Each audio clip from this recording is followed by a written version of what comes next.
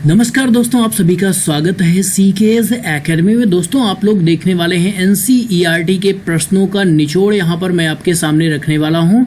और यकीन मानिए, आप इस पूरे नोट्स को बाकायदा देखते हैं तो आपको बुक पढ़ने की ज़रूरत तो बिल्कुल नहीं होगी।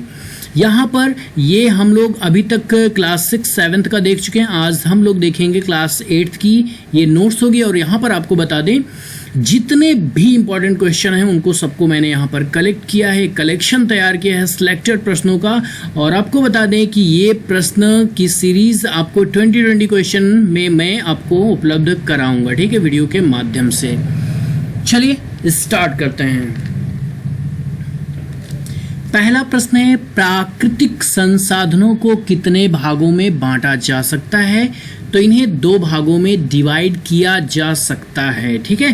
अब देखिए भैया, कौन कौन से साधन होते हैं। एक होते हैं नवीकरणीय, दूसरे होते हैं अनवीकरणीय, ठीक है। तो इसके विषय में हम आगे डिस्कस करने वाले हैं। चलिए दूसरे प्रश्न को हम देखें तो यहाँ पर है, ऐसे संसाधन जो प्रकृति में असीमित मात्रा में उपलब्ध हैं कहलाते हैं। तो इन्हें भैया नवीकरणीय ऊर्जा कहते हैं, ठीक है। नवीकरणीय यानी कि नए होते रहते हैं। देखिए, असीमित मात्रा में, लिमिटेड नहीं है, अनलिमिटेड मात्रा में जो होते हैं उन्हें हम क्या कहते हैं भाई? उन्हें हम कहते हैं नवीकरणीय ऊर्जा। अब देखिए तीसरा आपका प्रश्न है, ऐसे प्राकृतिक संसाधन जिनका भंडार सीमित है उन्हें क्या कहते हैं? तो भाई उन्हें अनवीकरणीय कहते हैं। इसका जस्ट अपोजिट है, ठीक है। ये दोनों एक दूसरे के अपोजिट हैं। अनवीकरणीय अर्थात ये जो ऊर्जा के संसाधन हैं इनका निर्माण बहुत ही कम मात्रा में होता है और इनके प्रोसेस में लाखों हजारों साल लग जाते हैं, ठीक है। तो इनकी सीमा मतलब लिमिटेड होती है, ठीक। चलिए अब देखिए, यहाँ पर उसी को यहाँ पर डिफाइन किया है, नवीकरणीय या अक्षय ऊर्जा या अक्षयशील संसाधन क्या है? तो भैया कौन कौन से हैं? तो सूर्य, जैव, पृथ्वी, जल, वन, पवन, बायोगैस, समुद्री, नाभिकीय एवं भूतापीय ऊर्जा, ये जितने भी हैं ये सब नवीकरणीय ऊर्जा के संसाधन है। इन्हीं को नवीकरणीय अक्षय ऊर्जा या अक्षयशील संसाधन कहते हैं। तो ये ध्यान देना, इससे रिलेटेड क्वेश्चन पक्का बनता है। नवीकरणीय ऊर्जा का उदाहरण है तो भैया सूर्य ऊर्जा, जैव ऊर्जा, भू ऊर्जा, ठीक है। ऐसे करके जितने भी हैं ये सभी आपके नवीकरणीय ऊर्जा के संसाधन हैं। 5वां प्रश्न, अनवीकरणीय संसाधन कौन कौन से हैं? तो भैया इसको देख लेते हैं। देखिए, जैसे जीवाश्मी ईंधन। अब जीवाश्मी ईंधन में कोयला आता है, पेट्रोलियम, प्राकृतिक गैस, केरोसिन और रसोई गैस, ठीक है। यहाँ पे केरोसिन अलग है, रसोई गैस, ठीक है। तो ये सब क्या है? ये अनवीकरणीय ऊर्जा संसाधन है। अब जानते हैं आपकी इनका जो क्या नाम है, क्षेत्र है या भंडारण है, एक सीमित लिमिटेड है और ये एक समय के बाद खत्म हो सकते हैं और इसको बनने में काफी लंबा वक्त लगता है, ठीक है। तो ये है अनवीकरणीय संसाधन, ठीक। 6वां प्रश्न है, तकनीकी कैसा संसाधन है? तो भैया मानव निर्मित संसाधन का उदाहरण है तकनीकी। 7वां प्रश्न है, लोगों को कैसा संसाधन कहा गया है? तो भाई मानव संसाधन के अंतर्गत आते हैं जितने भी लोग होते हैं या मानव, ठीक। मानव विकास संस्थान की स्थापना कब हुई थी? तो मानव विकास संस्थान की स्थापना हुई थी 1950 ईस्वी में।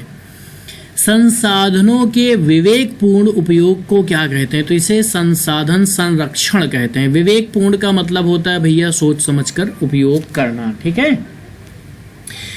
10वां प्रश्न है आपका, सतत पोषणीय विकास का अर्थ क्या है? तो देखिए भाई, संसाधनों का उपयोग इस प्रकार करें कि वर्तमान पीढ़ी के साथ साथ भावी पीढ़ी भी लाभान्वित हो सके। तो देखिए यहाँ पर सतत पोषणीय विकास को आप समझ गए होंगे, ये बहुत ही ज़रूरी है फ्यूचर के लिए। भाई पता चला कि संसाधनों का उपयोग आप जो है कि अंधाधुंध कर रहे हैं तो क्या होगा, आने वाली पीढ़ी के लिए ये बचेंगे नहीं तो उस समय के लिए समस्याएं क्रिएट हो जाएंगी।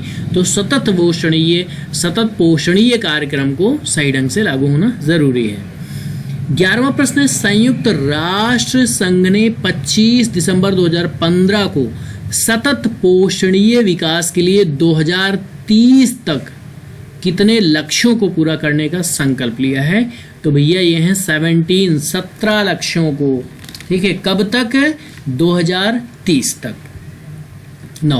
12वां प्रश्न, इन लक्ष्यों में 5T का मतलब क्या है? तो इन लक्ष्यों का मतलब भी है ये जो, ठीक है, 17 लक्ष्य हैं, इनमें से बताया गया है कि 5P का मतलब क्या है। अब देखिए 5P से आपको 5T याद आ रहा होगा, ठीक है।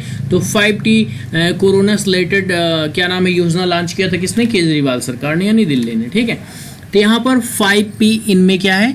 तो भैया देखो 5P का मतलब क्या है? People, planet, prosperity, peace and partnership. तो ये है 5P का यहाँ पर मतलब, ठीक।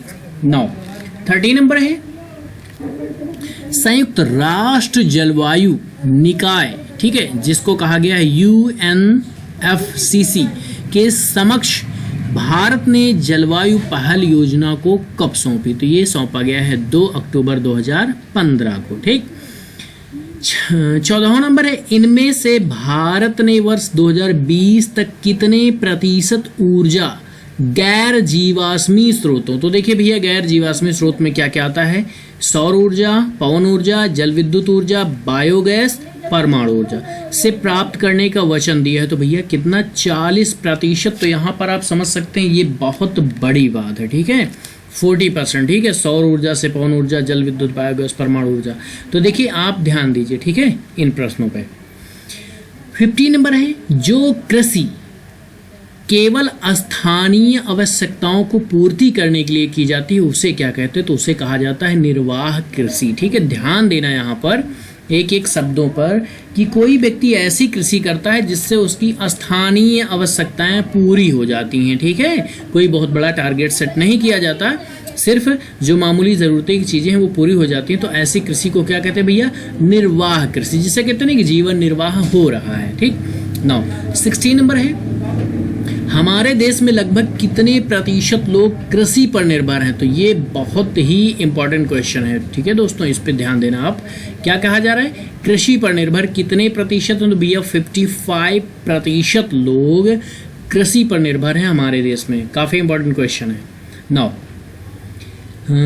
17 नंबर है, देश की कुल आय का लगभग कितने प्रतिशत कृषि से होती है? तो देखिए ये प्रश्न भी आपका वेरी वेरी इंपॉर्टेंट क्वेश्चन है कि भैया जो देश की कुल आय होती है उसमें कृषि का हिस्सा कितना है, कितने प्रतिशत है? तो ये है 17% हिस्सा है कृषि का, ठीक। अगला है 18 नंबर है, गेहूं, चावल, जौ, चना, मटर, दालें, ज्वार, बाजरा आदि हैं। तो भैया कैसी फसलें हैं? खाद्यान्न फसलें हैं, ठीक है, खाई जाती हैं, सिंपल है। 19 नंबर है, नगदी फसलें हैं। तो देखिए भैया यहाँ पर हम नगदी फसलों को डिस्कस करने वाले हैं कि नगदी फसलों के अंतर्गत क्या क्या आता है। और यहाँ पर आपका जो प्रश्न आता है ऐसे ही आता है कि निम्नलिखित में से कौन सी नगदी फसल है या फिर कौन सी नगदी फसल नहीं है, लाइक दैट। ऐसे ही मोस्टली क्वेश्चन से बनते हैं। तो देखिए यहाँ पर कपास, गन्ना, जूट, तिलहन, तंबाकू, ये सभी क्या है? नगदी फसल के उदाहरण हैं। ध्यान दीजिएगा, कपास, गन्ना, जूट, तिलहन, तंबाकू, ठीक। ये अब हम देखते हैं रवि फसलें, ठीक है। रवि फसलें आप जानते हैं कि भाई इनकी बात हम करें तो जाड़े में बोई जाती हैं, ठीक है। जैसे कि आप देख रहे हैं इस समय क्या नाम है, ये बोई जाती हैं नवंबर में मोस्टली, ठीक है। जाड़ा नवंबर दिसंबर से चालू हो जाता है, तो जाड़े में इनकी बुवाई होती है और ग्रीष्म ऋतु में इन्हें काटा जाता है, ठीक है। तो यहाँ पर देखिए रबी फसलें जाड़े और ग्रीष्म मैंने लिखा, इसका मतलब यहाँ पर यही है कि इन्हें बोया जाता है जाड़े में और काटा जाता है ग्रीष्म ऋतु में। अब देखिए क्या क्या आता है भाई, गेहूँ आपका आता है, चना, जौ, मटर, सरसों, अलसी एवं राई, ठीक है। तो अब देखिए यहाँ पर जो लोग ग्रामीण परिवेश से हैं मोस्टली उन लोगों को सभी को पता है कि रबी की फसलें कौन होती हैं।